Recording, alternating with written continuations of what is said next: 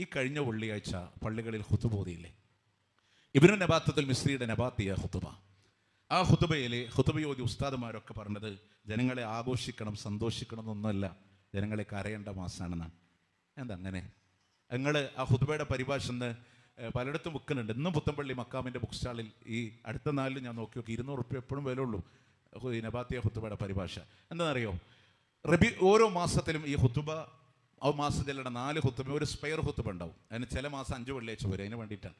പക്ഷെ നിങ്ങൾ ആലോചിച്ച് നോക്കിയേ, റബീഉൽ അവ്വൽ മാസത്തിലെ ഒരു ഖുതുബയിൽ അരവരി പോലും റസൂലുള്ളാഹി സ്വല്ലല്ലാഹു അലൈഹി വസല്ലമയുടെ ജന്മദിനമായി ബന്ധപ്പെട്ടിട്ടില്ല. എന്തുകൊണ്ടാണ്? ഈ ഖുതുബ എന്ന് പറയുന്നത് അന്ന് ഈജിപ്തിലെ വലിയ പ്രഭാഷകനായ ഇബ്നു നബാത്തത്തുൽ മിസ്രി എന്ന പ്രഭാഷകന്റെ പ്രഭാഷണൻ.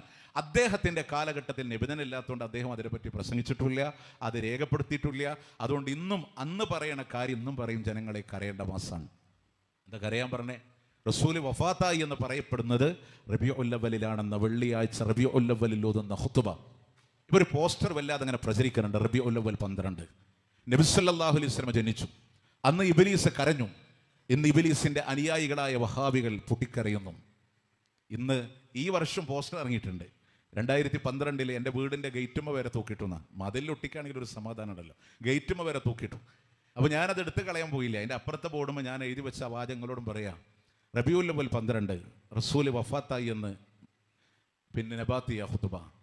അതുകൊണ്ട് അന്ന് ഇബ്ലീസിൻ്റെ അനുയായികളായി നിങ്ങൾ സന്തോഷിക്കുന്നുവോ എന്നൊരു ചോദ്യച്ചിഹ്നം അവിടെ വെച്ചു. കാരണം ഖുതുബ പറഞ്ഞു റസൂൽ ജനിച്ചെന്നല്ല, റസൂലുള്ള വഫാത്തായി എന്നാണ്. പ്രിയമുള്ളവരെ, ഇത് ആഘോഷിക്കുന്ന ആളുകളോട് ഈ ഖുതുബയുടെ ഒരു സാരാംശത്തിൻ്റെ ആശയം മാത്രം നിങ്ങളുടെ ശ്രദ്ധയിലൊന്ന് പെടുത്താൻ